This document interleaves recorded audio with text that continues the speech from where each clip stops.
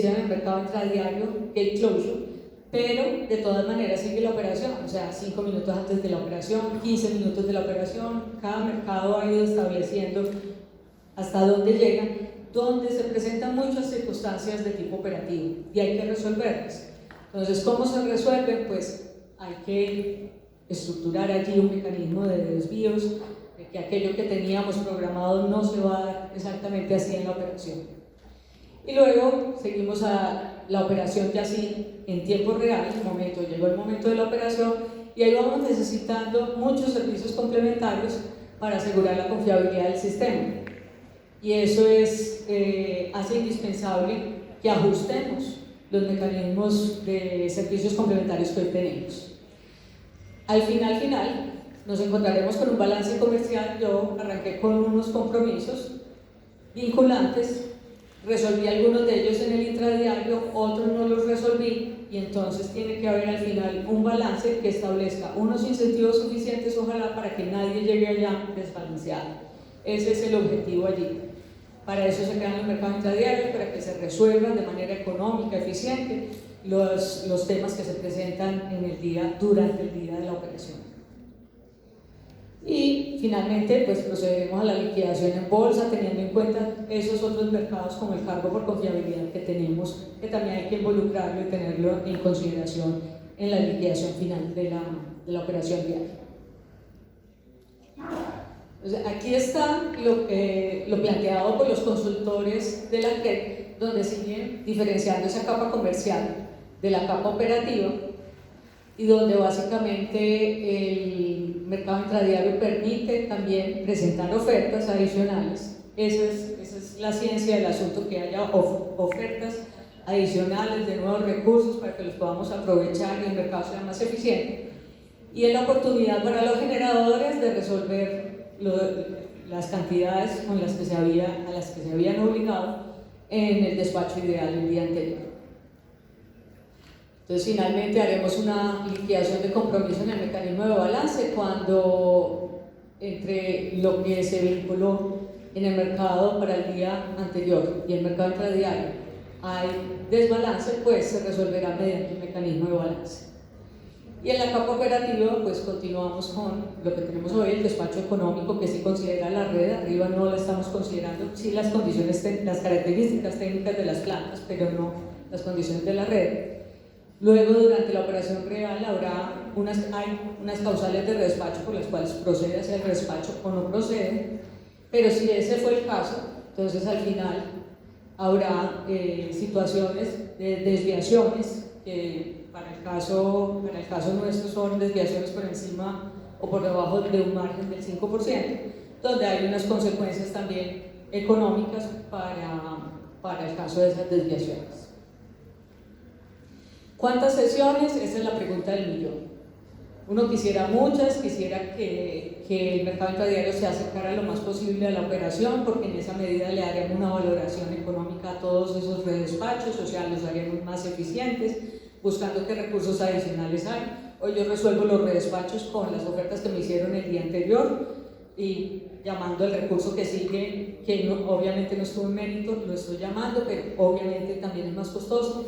Entonces, la pregunta es, de ayer a hoy, ¿qué más hay para aprovechar en el mercado que lo podamos aprovechar en esos mercados intradiarios? En la medida en que haya más sesiones, pues será mejor. Pero no hace mucho sentido tampoco arrancar de una vez con demasiadas sesiones, sino empezar y hacer una curva de aprendizaje para todos, que pensamos, y no es un número en piedra, no lo tomen así, una cosa 2, 3, 4 sesiones para arrancar.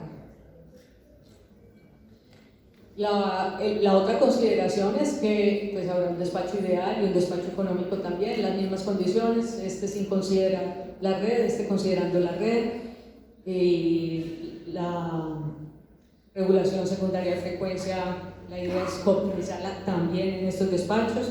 Hay otra pregunta bien importante que hemos discutido, y es si ese mercado intradiario se vuelve simplemente un mercado de deltas, o sea, lo que quedó faltando a algún generador y lo que quedó sobrando a algún generador, o volvemos y barajamos todo, o sea, hacemos otra vez un despacho integral de todas las cantidades.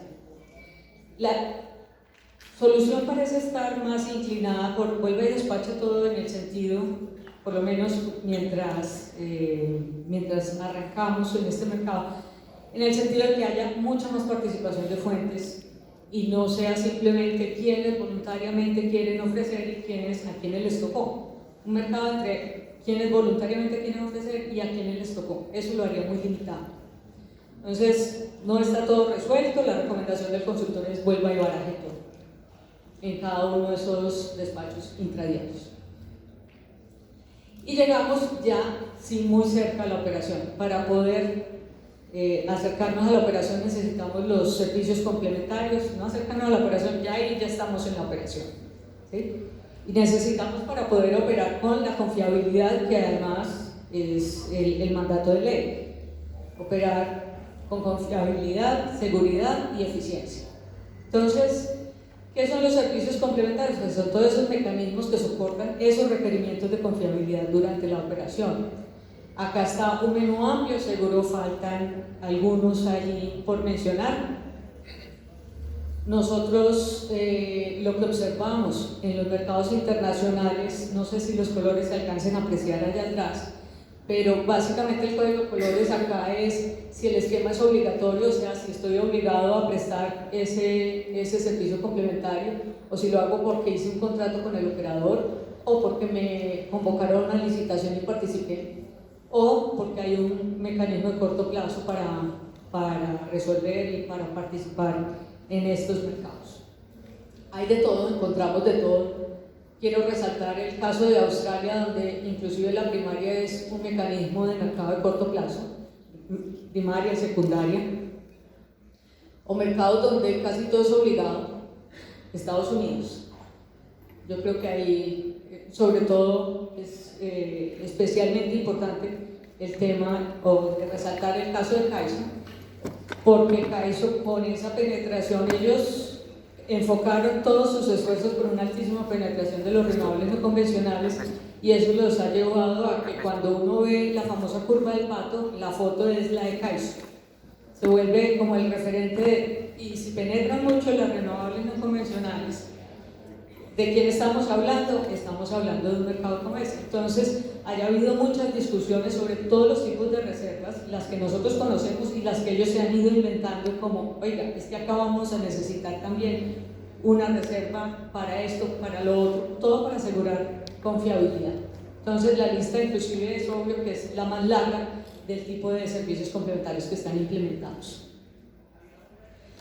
Con relación a servicios complementarios, dos cosas, ya se los dije en el contexto de mercados completos. No se trata de hacer un mercado por hacerlo, es hacer un mercado si hay con quién, si hay quien participe, si hay bastantes oferentes, si se puede formar un precio eficiente. Si ese no es el caso, y aplica para servicios complementarios en muchos de los casos, entonces más bien simplemente ponga una regla de funcionamiento, ¿sí? Ponga un requerimiento del sistema, el regulador resolverá qué debe hacer en ese caso.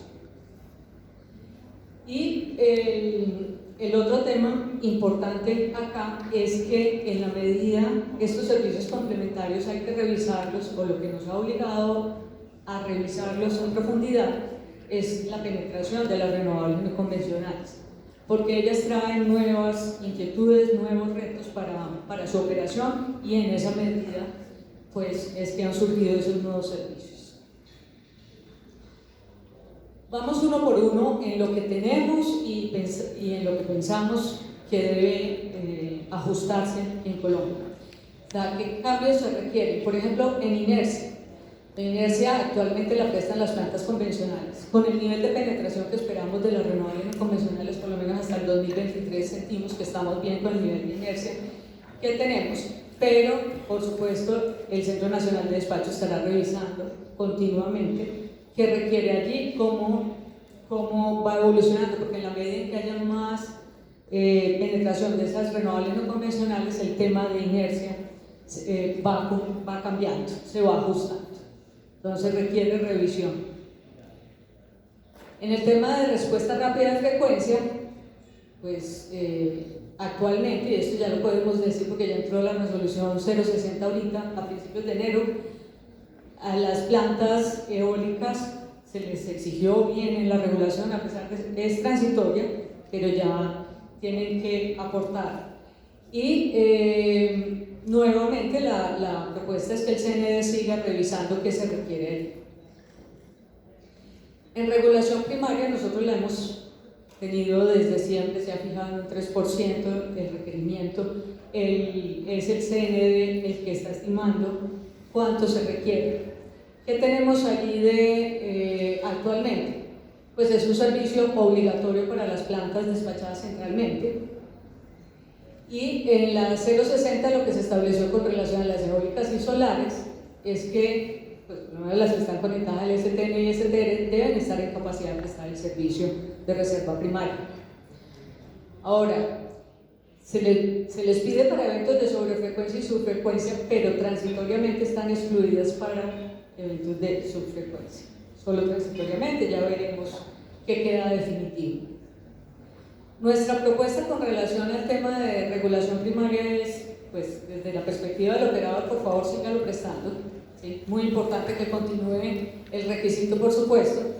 Unos pequeños ajustes. Un tema de ajustar la regla de cálculo, porque hoy es lo mismo si incumple una vez que si incumple 100 veces. Entonces, eso no da el incentivo adecuado, no da la señal adecuada para un cumplimiento de la regla.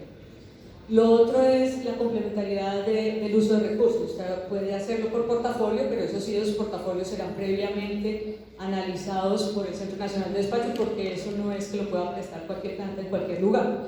Entonces, que proceda y pueda operar, pero dentro del portafolio de sus recursos, hoy es por planta. Y finalmente, que el valor del recaudo por la no prestación del servicio, algo de eso vaya al alivio de restricciones, lo comparta la demanda, así como comparte cada costo adicional que llega al sistema.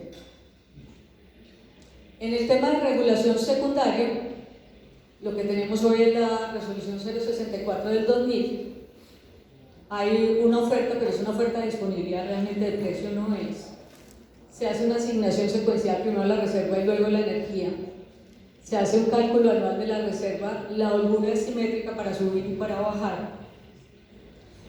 Y la remuneración, pues terminamos, como es simétrica, pues terminamos pagando la misma holgura para subir o para bajar cuando no se necesita la misma holgura. Entonces, la propuesta allí, o las propuestas, porque son varias, es resolvamos el tema mediante optimización, tanto de energía como de la reserva secundaria. Entonces haga 3 ofertas de precio y cantidad, no solo de cantidad, en energía, en holgura para subir, en holgura para bajar, y eso nos va a permitir separar esas holguras, nos permite que lleguen más participantes a este mercado, porque hoy lo prestan las plantas convencionales habilitadas por el CND. Entonces acá nos imaginamos que pueden llegar, por supuesto, más convencionales, pero las solares, eólicas, almacenamiento, agregadores, pueden llegar más participantes. La cantidad que se requiere, las holguras, pues estimadas por el CND, pero independientes para subir y bajar, y una liquidación diferencial considerando las 2 holguras. Es la propuesta en relación con regulación secundaria. Y finalmente, en el tema de regulación terciaria no hay mucha novedad. Hoy se opera con autorizaciones a desviarse de las plantas requeridas para recuperar la regulación secundaria. Sí, sería bueno como tener unas reglas más claras de cuándo se dan, cuándo proceden, con quién proceden. Digamos, sería como la novedad que quisiéramos ver allí desde el operador, desde la perspectiva del operador. Acá está todo el cuadro de lo que les presenté realmente en términos de decir, aquí hay un mercado, hay con qué hacer un mercado y fortalecerlo además.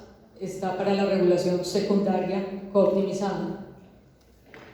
En estos otros temas requiere más como ajuste operativo o de las reglas de mercado, y estos están en esto.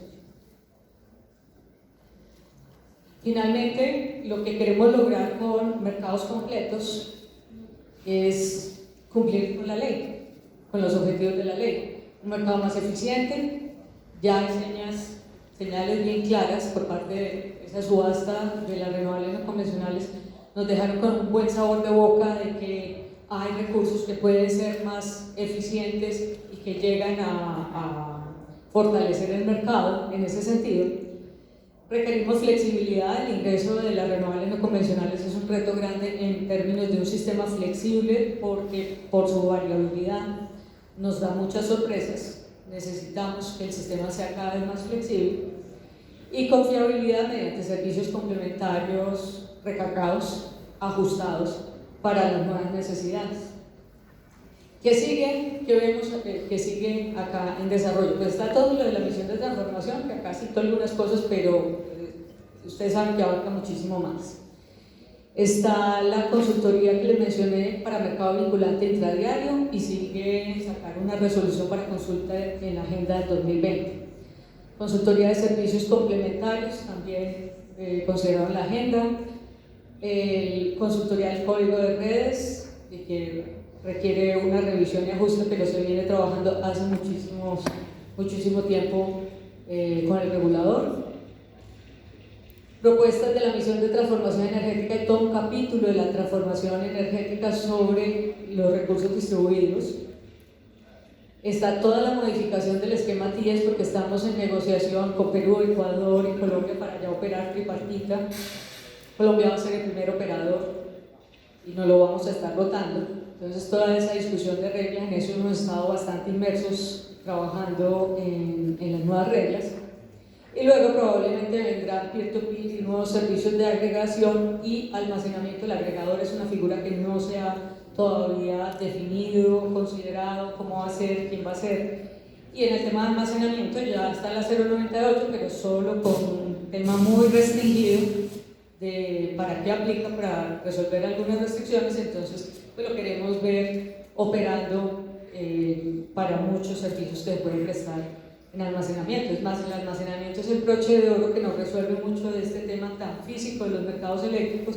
Si nosotros podemos almacenar en condiciones económicas, todo ese ciclo inicial que les mostré de mercados completos va a ser muy fácil completarlo en el corto plazo. Eso es lo que teníamos preparado. Ahí vamos en mercados completos 1, esperen pronto parte 2.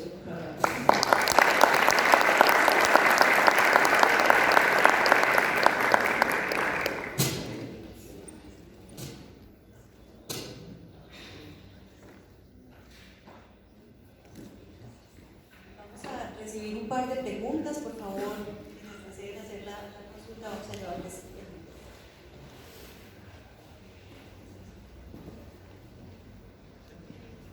Gracias, Cecilia, por esa presentación tan completa y clara sobre los cambios del mercado colombiano. La pregunta que yo tengo se refiere a la fijación de reservas. Si han pensado o a qué horizonte planean pasar de tener reservas fijas a reservas dinámicas que se informen con las condiciones de suministro y también entender un poquito el cambio que piensan hacer en las reservas secundarias, dividiendo las reservas hacia arriba y hacia abajo. Si se parece esas reservas a los productos de rampa que existen, por ejemplo, en California, en FlexiRamp o en el MISO, que es Ramp and Mobility Products, que son para arriba y para abajo. Y entonces la pregunta, si se parece a esos productos de rampa, la pregunta es ¿cómo se hace la curva de demanda de la rampa? ¿O qué tienen pensado en ese plan? El trabajo que llevamos de servicios complementarios hasta ahora está en filas. Inclusive, pues, ese 3%, por ejemplo, para reservas primarias ha estado ahí un tiempo. Obviamente, todo está en revisión continua. La única moraleja que les quiero dejar con relación a servicios complementarios es que el CNE tiene el trabajo de estarlo revisando permanentemente para estarlo ajustando a los requerimientos. Lo que no sabemos es la velocidad de ingreso de estas nuevas fuentes. ¿Sí? Entonces, ya tenemos algunas cosas que están muy en firme, pero que ya veremos también los problemas con esos proyectos. Esperamos todos que los proyectos se culminen con los plazos que se comprometieron en esas subastas, pero ni siquiera eso podríamos dar por cierto. Entonces, pero en la medida en que vayan entrando más estas fuentes, nos obliga a volver más dinámico la revisión de estas reservas. Ahora, lo de rampa, y Jaime me corrige, que afortunadamente traje un amigo. Lo que yo entiendo es, de lo que vemos y con el nivel de penetración que esperamos, todavía no vemos esa curva de pato y la necesidad de esas rampas. Entonces, no creo que sean similares a de las que tú estás hablando en CaixaMaix, ¿sí? Esto es simplemente regulación secundaria de frecuencia, donde vemos que hay un tipo de tecnologías que sirven para en la rampa hacia abajo, pero no sirven para la arriba, entonces enfóquenme en la que usted sí puede entrar. Es como la idea allí simplemente. Pero Jaime, gracias.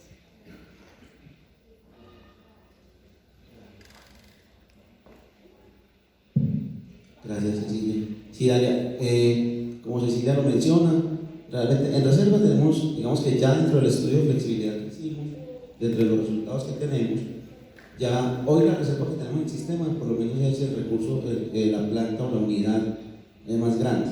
En este momento es Sogamoso, que es de 273 megavatios y tiene algunos periodos en que tiene una tolerancia pues, de unos megavatios adicionales o por debajo, dependiendo del periodo del día. Pero sí lo estamos evaluando precisamente porque en este horizonte que mirábamos ahorita, que era 2023-2024, ya vamos a tener un recurso de generación nuevo, hidráulico, adicional que situando, que ya va a tener unidades más grandes de 300 megavatios, pero también vamos a tener todo ese panorama de renovables no convencionales que mencionábamos, cerca de los 7.000 megavatios, que Cecilia decía. Entonces ahí ya, cuando uno tiene concentrada esa generación tan variable, ¿cierto? Renovables ya no es suficiente tener la reserva de la unidad más grande de las otras plantas que tienen menor variabilidad. Entonces ya tenemos resultados donde tenemos incluso periodos con reservas cercanas a los 400 megavatios. Obviamente es dinámico y estamos en ese análisis. Y en el FlexRamp ya tenemos también, como mostrábamos de pronto ahorita, se alcanza a ver que ya las rampas se nos están desplazando entre periodos y que efectivamente con el horizonte de 2024, si entran solo los 7.000 megas que Cecilia está mostrando acá, no vamos a tener una curva de pato todavía, ¿cierto? Va a estar todavía muy flaquito, como mencionábamos en la charla. Pero si entra, cuando ya tengamos mayor porcentaje, en esa medida vamos a ir teniendo la curva del pato más formada y también esos esquemas de rampas ya estamos preparando los recursos de generación que vamos a tener que tener disponibles ahí para atender. Entonces manejaremos ese perfil de demanda con esos recursos. Obviamente, como mencionábamos, seguimos siendo muy hidráulicos y eso nos ayuda pues también a tener. Sí, aquí lo único cierto es la incertidumbre a partir del ingreso de estas nuevas tecnologías.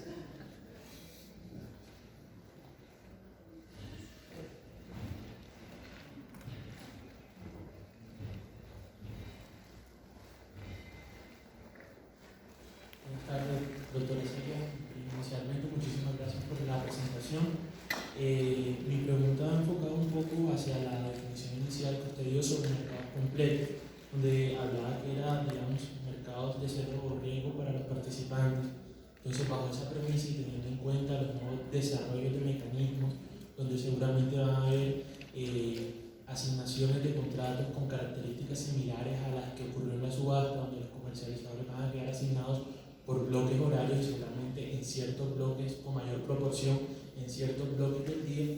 La pregunta es si los mecanismos actuales que tenemos en el mercado de contratos gestionan el riesgo de esos comercializadores que ahora deben de salir a comprar, a complementar su curva de cartas en ciertos periodos con generadores convencionales que seguramente ahora van a tener que estar expuestos en esos otros periodos de mayor asignaciones a vender en bolsa. Entonces, desde su visión, si esos mecanismos actuales son suficientes o se necesitan nuevos desarrollos que permitan gestionar esos riesgos. Sí, volvamos un poquito a la definición de mercados completos. Es un mercado que me permite a mí, porque tengo con qué, quedar neutral al riesgo, quedar cero riesgo, si yo quiero. Ahora, lo que hemos vivido en el sector eléctrico está un poco lejos de un mundo cero riesgo. Por eso queremos completar el mercado para que estén todos los instrumentos allí necesarios para, si yo quiero, que muchas veces, diría uno, ese es el objetivo de empresas. El objetivo de las empresas no es asumir riesgos y esperar a ver cuál es el resultado en el balance al final del año. ¿Sí?